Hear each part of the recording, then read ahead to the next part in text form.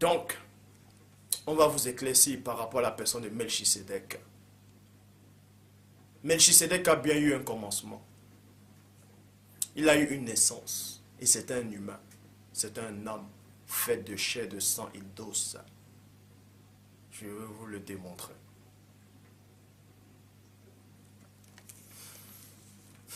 Hébreux chapitre 6 au verset 20 qui dit: là où le premier-né est entré, pour nous comme procureur, étant devenu pour l'éternité grand prêtre selon l'ordre de Melchisédek. Plein de gens lisent cette version, ce verset, ils disent mais quand on dit selon l'ordre de Melchisédek, est-ce que Melchisédek a donné un ordre à Christ? Parce qu'il y a plein qui pensent ainsi, que Melchisédek a donné un ordre à Christ, donc c'est Melchisédek qui a donné cet ordre. Non, en fait, quand on dit selon l'ordre de Melchisédek, ça veut dire selon le rang. C'est selon le rang de Melchisédek. Ça n'a rien à voir avec donner un ordre à quelqu'un. Non, c'est selon le rang de Melchisédek. Parce qu'il est sacrificateur à perpétuité. Et je vais vous expliquer pourquoi il est sacrificateur à perpétuité. Il n'a jamais été, mais il est devenu sacrificateur. Il est devenu, parce qu'avant il n'était pas. Melchisédek, c'est un homme fait de chair, de sang et d'os. Il a eu un commencement. Bon, Hébreux 6, verset 20, je relis. Là où le premier-né est entré, pour nous comme procureur, étant devenu pour l'éternité grand prêtre selon le rang de Melchisédek. Point. Hébreux chapitre 7 au verset 3 dit: qui est, ça c'est dans toutes les versions que vous connaissez. Là c'est dans les versions, la plupart des versions des Bibles que vous connaissez, et c'est là où ça coince. Parce que les gens ont mal traduit ce verset. Les gens ont mal traduit ce passage. Je vais lire. C'est pour ça que tous ceux qui disent qu'ils ont le Saint-Esprit et ils lisent ce verset, ils acceptent ça, c'est pour vous démontrer effectivement que vous n'avez pas le Saint-Esprit. Parce que le Saint-Esprit, c'est l'Esprit de vérité. Il doit vous enseigner toutes choses. Parce que c'est le Saint-Esprit qui alimente la parole. Hébreux chapitre 7 au verset 3, en parlant de Melchisédek qui dit: qui est sans père, virgule, sans mère, sans généalogie, qui n'a ni commencement de jour, ni fin de vie. Mais, il est rendu. Oh Dieu, j'aime les mots, j'aime les phrases, j'aime les virgules. Quand on dit il est rendu, ça dit qu'avant il n'était pas rendu. Quand il n'était pas rendu, avant il était quoi alors? Mais il est rendu semblable au Fils de Dieu. Ça veut dire qu'avant il n'était pas semblable au Fils de Dieu. Donc avant il n'était même pas Fils de Dieu. Mais comment se fait-il là que s'il n'est pas Fils de Dieu, il est quoi? Vous avez dit qu'il était le Père. Je vais vous expliquer cela. Mais qui est rendu semblable au Fils de Dieu, ce Melchisédek demeure sacrificateur à perpétuité. Déjà ça ne colle pas, ça ne tient pas la route. Ce verset-là n'a pas de sens. Je dis bien n'a pas de sens. Ce que je le dis, je le répète et je pèse mes mots. Ce verset-là ne veut rien dire. Je vais vous expliquer la bonne version. Déjà, avant de vous donner la bonne version, vous allez comprendre que celui qui a écrit ça là, ces phrases-là ne veulent rien dire. Ça ne sonne même pas bien dans la tête. Si vous analysez bien, il est dit: qui est sans père, virgule, sans mère, sans généalogie, qui n'a ni commencement de jour, ni fin de vie, mais qui est rendu semblable au Fils de Dieu. Bon, si on dit que parce qu'il n'a pas de commencement, parce qu'il n'a pas de père, il n'a pas de mère, il est rendu semblable au Fils de Dieu, ça tient plus la route. Puisqu'on sait que le Fils de Dieu, c'est-à-dire le Fils aîné, a eu une mère. Il a été enfanté sur la terre. Il a eu une mère. Alors, depuis quand Melchisédek devient semblable au Fils de Dieu, alors qu'il doit faire exactement comme lui, pour être semblable à lui, déjà ça ne colle pas. Il y a déjà une confusion. Bref, je vais vous montrer la bonne version qui parle de ça. C'est dans la Bible du semeur. Je dis bien, allez sur Google. Yahoo, vous tapez la Bible du semeur dans Hébreux chapitre 7 au verset 3 qui dit: en outre, virgule, l'écriture, en parlant de Melchisédek, en outre, virgule, l'écriture ne lui attribue ni père ni mère, ni généalogie. Point. Elle ne mentionne ni sa naissance. On n'a pas dit que Melchisedec n'a pas de commencement. Seul Dieu n'a pas de commencement. Je dis bien, seul le Père n'a pas de commencement. Mais, sauf que l'écriture, en fait, ne mentionne pas sa généalogie. Ça ne veut pas dire qu'il n'a pas de généalogie, il n'a pas de naissance, il n'a pas de fin. Qu'il n'a pas de naissance, il n'a pas de père, il n'a pas de mère. Sauf que l'écriture n'a pas parlé de ça. C'est tout. Mais les autres qui sont venus traduire, les Louis II ou je ne sais quoi encore, même si Louis II, il ressuscite, tous ces gens-là qui ont traduit ces Bibles, soi-disant d'après les textes originaux, même s'ils ressuscitent, ils viennent là au-devant de moi. Ils s'en sortiront même pas. Dieu dit bien, ils s'en sortiront pas. Ils s'en sortiront pas. Je vous montre ici, dans Hébreux, chapitre 7, au verset 3, dans la Bible du Semeur. En outre, l'écriture ne lui attribue ni père, ni mère, ni généalogie. Point. Elle ne mentionne ni sa naissance, ni sa mort. Elle le rend ainsi semblable au Fils de Dieu. Et il demeure prêtre pour toujours. Donc, tout simplement parce que l'écriture ne parle pas de ça. Ah, l'écriture parle bien de ça. Mais sauf que cette écriture-là a été enlevée. C'est pour ça que celui qui est venu écrire ça là maintenant sur la personne de Melchisedec, vu qu'il n'avait pas vu les rouleaux qui existaient déjà où on parlait de Melchisedec, maintenant on vient dire, non, mais il n'a pas de commencement, il n'a pas de fin. Parce que, soi-disant, dans le livre d'Adam, je dis bien dans le livre d'Adam, le livre d'Adam, comme je disais dans Genèse, chapitre 5, verset 1, on dit quoi? Voici le livre d'Adam. Hein? Voici le livre de la postérité d'Adam. Bref. Donc, avant le livre d'Enoch, il y avait le livre d'Adam. Je tiens à vous rassurer pour quelque chose. Il existe au moins 13, je dis bien, 1, 2, 3, 4, 5, 6, 7, 8, 9, 10, 11, 12, 13 livres d'Enoch. Au moins 13 livres d'Enoch. 13 livres d'Enoch. Mais je vais prendre l'une des versions des livres d'Enoch. Livre des secrets d'Enoch, version courte. Parce qu'il y a la version longue qui ne dit pas, qui ne parle pas de Melchisedec, mais la version courte du livre d'Enoch parle bien de Melchisedec.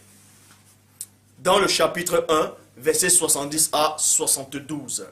Je ne vais pas tout lire parce qu'il y a plein de phrases, mais je vais vous énumérer ce qu'ils étaient en train de dire. Bref, dans le livre des secrets d'Enoch, dans la version courte, dans le chapitre 1, au verset 70 à 72, il est dit qu'il y avait une femme vieille. Il y avait une vieille femme, elle était âgée, elle était stérile, une vieille femme stérile, connue sous le nom de Sophonyme, vous voyez. Elle était mariée avec le frère de Noé. Son mari, c'était le frère de Noé. Elle était tellement vieille, vous voyez, exactement comme Élisabeth, qui ne pouvait pas enfanter. Pas Élisabeth, plutôt... même Élisabeth aussi était vieille. Sarah aussi était vieille. Donc, cette femme-là, Sophonyme, elle est tombée enceinte dans sa vieillesse. Elle était vieille, elle est tombée enceinte. Sans avoir des rapports avec son mari, c'est-à-dire le frère de Noé. Et quand le frère de Noé a appris cela, il a eu honte. Il a dit, mais tu veux m'apporter la honte? Exactement comme Joseph avait dit à Marie. C'est-à-dire, quand Marie est tombée enceinte par la vertu du Saint-Esprit, Joseph lui a cru que Marie l'avait trompé. Donc, en ce moment, Joseph n'avait même pas l'esprit de discernement. Il a fallu que l'ange lui-même vienne dire à Joseph, n'aie pas peur. Bref, vous voyez ici que c'est ce qui s'est passé. C'est pour ça que Salomon dit, ce qui a été, c'est ce qui est. Et ce qui est, c'est ce qui sera. Il n'y a rien de nouveau sous le soleil. Rien de nouveau. Donc, on vous apprend ici dans le livre, le secret du livre d'Enoch, version courte, chapitre 1, verset 70 à 72, que Sophonyme, elle était vieille, elle était stérile, elle ne pouvait pas enfanter. Et en ce moment-là, quand elle est tombée enceinte, elle n'avait pas eu de rapport avec son mari, c'est-à-dire le frère de Noé.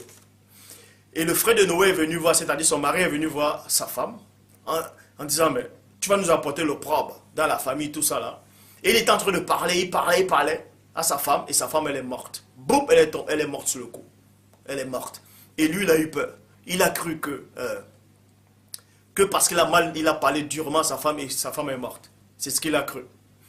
il allait voir Noé. Vous voyez? Il est en train de méditer en fait par rapport à ça. Et c'est là où on vous dit, dans cette version-là, que l'ange, c'est-à-dire il est question, on parle de l'archange Gabriel qui est venu parler en disant non, n'aie pas peur en fait, ce n'est pas par tes paroles qu'elle est morte, ce n'est pas à cause de tes paroles. Et il allait voir Noé, c'est-à-dire il allait voir Noé, son frère, il a expliqué à Noé ce qui s'était passé en détail. Et Noé est revenu avec son frère pour enterrer cette femme-là. Vous voyez? Pour enterrer cette femme-là, pour que les gens ne sachent pas en fait. Pour que les gens ne sachent pas. En voilà, ils sont allés creuser le trou. Pour revenir maintenant là, pour prendre le corps, pour enterrer le corps. L'enfant, elle était morte, vous voyez? Mais le ventre était gros, puisqu'elle était enceinte, mais elle est morte elle est morte. Et quand Noé est revenu avec son frère dans la chambre, Melchisedec était déjà sorti du ventre. Ça vous rappelle quoi cette histoire? Ça vous rappelle pas un conte africain, Kirikou et la petite et la sorcière? Kirikou est sorti de lui-même. Et déjà le bébé il parlait déjà. Et on vous dit aussi que Melchisedec, quand sa maman est morte, il est néanmoins sorti du ventre. Il est sorti de lui-même du ventre. Et Noé a vu ça. A vu Melchisedec qui était assis sur le lit. Ils ont eu peur. Et l'enfant avait une marque sur la poitrine, dessinée sur la poitrine. Une marque de sacerdotal, c'est-à-dire pour les sacrificateurs. Par rapport à la fonction du sacrificateur. Vous voyez? Et l'enfant, étant petit, a commencé à parler. A commencé à glorifier Dieu. C'est-à-dire, Melchisedec, quand il est sorti du ventre de sa maman, il a commencé à glorifier Dieu. Et Noé a dit à son frère, ce signe-là vient de Dieu. Cela vient de Dieu en fait. Cela vient de Dieu. N'aie pas peur, ça vient de Dieu. Mais il faut cacher l'enfant. Noé dit néanmoins il faut cacher l'enfant parce que à l'époque où on vit là, il y avait tellement le mal sur la terre. De peur que si les gens qui renient Dieu voient l'enfant, ils vont aussi tuer l'enfant. Et Noé est reparti. L'enfant Melchisedec a fait 40 jours sur la terre. Et c'est là où maintenant, le papa de Melchisedec, c'est-à-dire, oui, son papa en fait, mais il n'a pas eu Melchisedec avec sa maman. Il est né miraculeusement, mais on vous apprend que Melchisedec a eu une naissance. Sauf que dans les versions des Bibles que vous avez, on ne parle pas de ça. C'est pour ça que l'auteur d'Hébreux vous dit que Melchisedec n'a pas de commencement. C'est parce qu'on a enlevé ce livre-là. Point barre. Donc, on vous apprend néanmoins que le frère de Noé a commencé à avoir peur. Il a commencé à prier, à supplier le Seigneur en disant qu'est-ce qu'il va faire avec cet enfant? Qu'est-ce qu'il va faire avec cet enfant, tout ça là? Regarde, le monde est en train de périr. Il y a tellement de mal sur la terre. Comment il va faire avec cet enfant? Et Dieu a entendu sa prière. Et Dieu a envoyé l'archange Michel là, pour récupérer cet enfant-là. Et Michel a fait comprendre au frère de Noé que je viens récupérer cet enfant. Mais avant ça, c'est Noé et son frère qui ont donné le nom de Melchisedec au bébé. Bref. Et quand Michel est venu en fait, l'archange Michel est venu, il a dit c'est le Seigneur qui m'envoie pour prendre cet enfant, pour prendre Melchisedec et pour aller le cacher, pour l'amener dans le paradis de l'Éden, dans le paradis d'Éden, pour que l'enfant échappe au déluge. Est-ce que vous comprenez? Pour que l'enfant échappe au déluge. C'est là où l'archange Michel a pris Melchisedec, a pris l'enfant Melchisedec, il a amené dans cette version-là de livre de secret des livres de Noc, dans la version courte, il a amené Melchisedec dans le paradis d'Éden. Je dis bien le paradis d'Éden. Il n'est pas dit qu'il est monté, il n'est pas dit qu'on a amené Melchisedec au ciel. Parce que Christ dit dans Jean 3,13, personne n'est monté au ciel. Vous allez me dire, mais le paradis c'est où? Il y a plusieurs cieux. Mais Christ a dit personne n'est monté au ciel. Il n'a pas dit personne n'est monté aux cieux. Mais il a dit personne n'est monté au ciel. Et Paul dit dans 1 Corinthiens 15,50, ce que je dis frère, c'est que la chair et le sang ne peuvent hériter le royaume de Dieu. Le royaume de Dieu c'est le ciel. Bon, Bref. Et l'archange Michel a pris Melchisédek, l'enfant, il l'a amené dans le paradis d'Éden pour que l'enfant échappe au déluge. Est-ce que vous comprenez? Donc maintenant, si on vous dit que l'Éternel est descendu sous forme de Melchisédek, ce n'est pas l'Éternel qui est descendu. Ce n'est pas l'Éternel qui est descendu. Ce n'est pas l'Éternel qui est descendu. C'est l'ange qui prend l'apparence maintenant de Melchisédek. Sous la forme de Melchisédek. Un ange.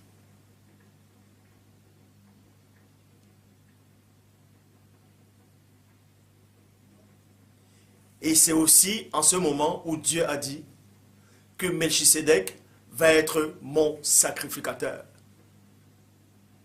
pour la nouvelle race après le déluge. C'est pour ça que Melchisédek est apparu. Il a donné le pain et du vin à Abraham. Et vous ne savez même pas d'où il est sorti. Vous dites c'est une théophanie de Dieu. Melchisédek a eu une naissance. Point barre. Il a eu un commencement. Alors, qu'est-ce que vous racontez?